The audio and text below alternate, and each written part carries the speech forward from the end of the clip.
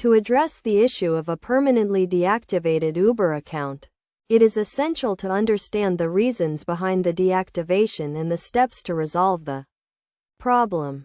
Firstly, Uber may deactivate an account due to various reasons such as violations of the company's terms of service, low ratings, or suspicious activity. If your Uber account has been deactivated, the first step is to review Uber's terms of service to understand the possible reasons for the deactivation. Then, contact Uber support to inquire about the specific reason for the deactivation and to request reactivation. When contacting Uber support, provide detailed information about the issue, including any relevant receipts or trip details.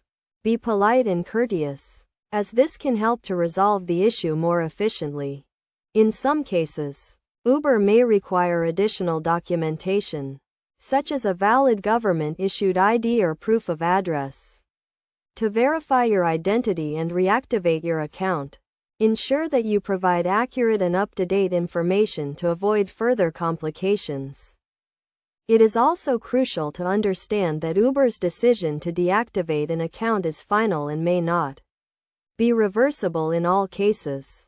However, by following the steps outlined above and providing the required information, you may be able to resolve the issue and regain access to your account.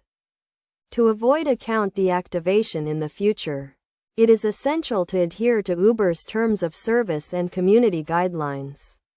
This includes maintaining a high rating, being respectful to drivers and other users, and reporting any suspicious activity.